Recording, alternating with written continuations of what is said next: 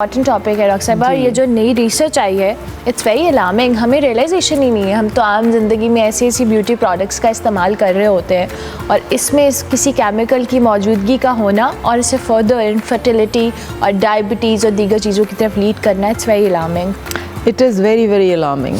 और आपने नोट किया अगर मिला कि पिछले एक डेकेड में PCOS या polycystic ovarian disease, fibroids, adenomyosis, endometriosis जो औरतों की बीमारियां हैं वो एकदम से पीक लेवल पे चली गई हैं।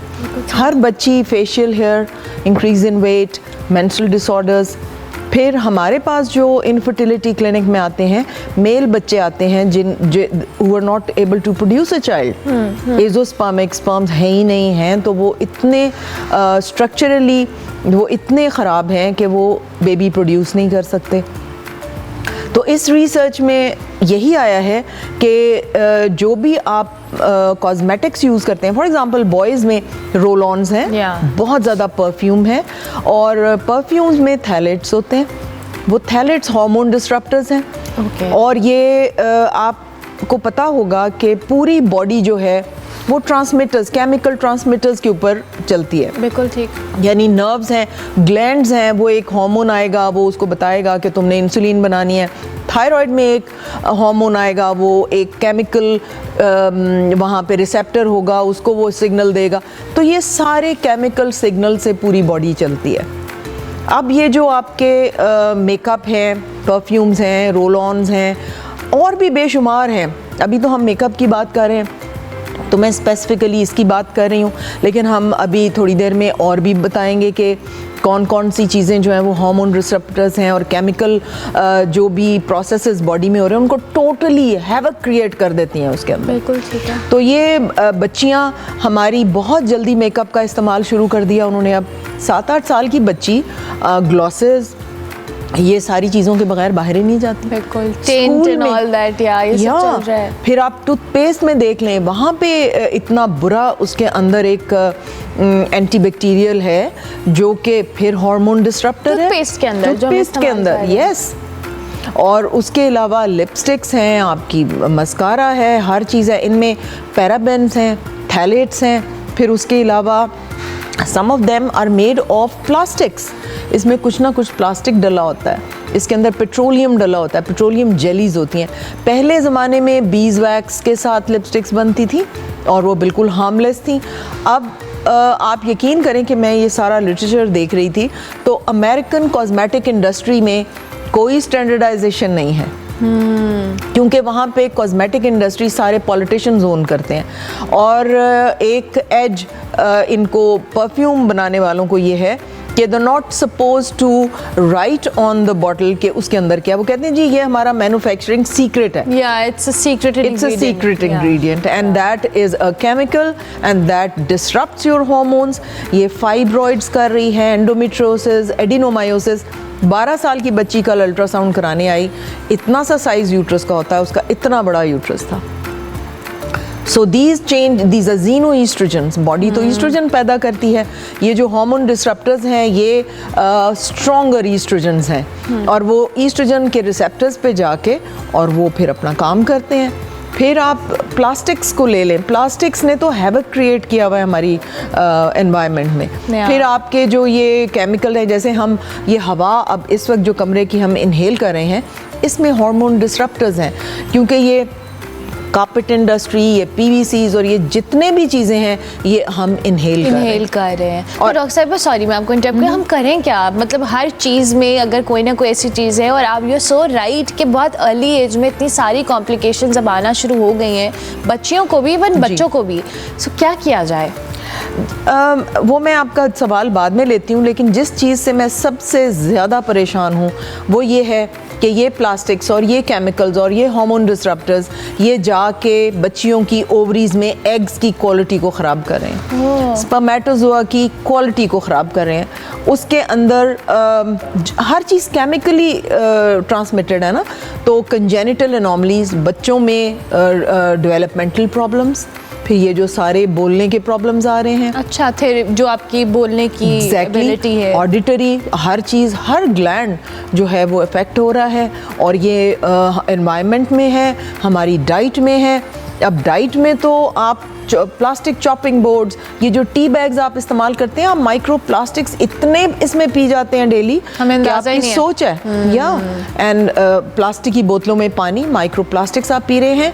अभी एक अमेरिकन रिसर्च आई है कि बच्चों में जो इरेक्टाइल डिसऑर्डर्स हो रहे हैं, they collected those boys and they found कि there was a lot of plastic in their male genital parts. तो ये प्लास्टिक जो है ये क्या क्या हैविक प्ले कर रहा है। हम तो एनवायरनमेंट पे ही बात करते हैं, आपकी बॉडी के अंदर कितना नुकसान कर रहा है प्लास्टिक, जिसको हम कह रहे हैं जी इतना प्लास्टिक। डायबिटीज कभी भी नहीं हुआ था, इतना थायराइड का प्रॉब्लम कभी नहीं हुआ था, इनफर्टिलिटी तो कभी हुई नहीं थी।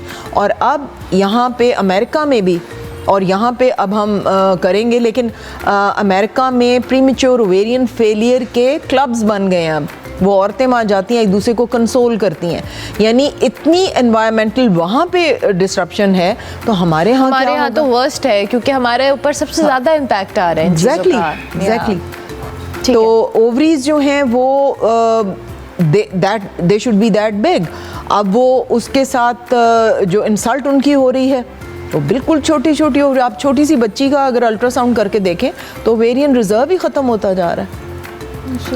ओवेरियन रिजर्व अल्लाह सुब्हानो तआला दे के भेजते हैं जब बच्ची दुनिया में आती है। तो अगर एनवायरमेंटल टॉक्सिन्स उसको डिस्ट्रॉय कर रहे हैं तो वो तो ओवेरियन रिजर्व तो ख़त्म हो जाएगा बहुत। अच्छा डॉक्टर साहब, अब और क्या कॉम्प्लिकेशंस हैं? ये तो हमने कॉस्मेटिक और दीगर चीज़ों की बात की है, और उसके साथ साथ फिर वो सोल्यूशंस की तरफ भी हम आए, आप बताइएगा प्लीज़। सोल्यूशन में ये है कि देखें, कोकोनट ऑयल जो है, इतनी खूबसूरत भीनी भीनी कोकोनट की खुशबू आती है उसमें। I have never used any lubrication other than coconut oil. अच्छा, बिल्कुल चेहरे पे भी रात को लगा के सो जाएं आप, वो नरिश करता है आपको, और वो इतना खूबसूरत लुब्रिकेंट है और उसकी स्मेल इतनी खूबसूरत है। उसके अलावा ऑलिव ऑयल, कुछ लोगों को उसकी स्मेल पसंद नहीं, लेकिन coconut oil can be used. फिर ये जो चुकंदर का अगर आप रस निकाल लें और उसको थोड़ा सा आप हीट अप करें तो वो थोड़ा अगर गाढ़ा हो जाए, आप लिप्स पे लगाएं, पिंक लिपस्टिक बन जाएगी, उसके ऊपर कोकोनट ऑयल लगा लीजिए। फिर हमारी माएँ वो सक इस्तेमाल करती थी, एक वो होती थी, छाल होती थी एक दरख्त की, तो अगर आप वो थोड़ी देर के लिए लिप्स पे लगाएं तो वो ब्राउनिश सी लिपस्टिक लग जाती है, उसके ऊपर आप कोकोनट ऑयल लगा लें, बीज वैक्स लगा लें, कुछ भी लगा लें। उसके अलावा आप अपनी हेल्थ इतनी अच्छी करें कि your cheeks are red, because almost 90 to 95% of girls in Pakistan are deficient in iron. Iron पूरा नहीं है उनका, ठीक है। बाकी खून, पेट के कीड़े चूस जाते हैं, मच्छर पी जाते हैं, फिर वो उनको अपनी डाइट का पता ही नहीं है कि आयरन किस किस चीज़ में है और वो कैसे। अगर आप आयरन खा के चाय पी लेंगे तो आयरन तो एब्जॉर्ब ही नहीं होगा। अच्छा। अगर आप खाली पेट नहीं लेंगे, खाना खाने के बाद लेंगे, तब भी एब्जॉर्ब नहीं होगा। तो इसलिए बच्चियों को तो बहुत ज़रूरत है अपनी हर चीज़ के बारे में नॉलेज होना। तो they are deficient in iron, they are deficient in vitamin D. धूप में नहीं जाती कि रंग ख़राब हो जाएगा। हड्डियाँ टूट रही हैं, छोटी छोटी हड्डियाँ हैं, सिजेरियन सेक्शन का रेट बढ़ रहा है।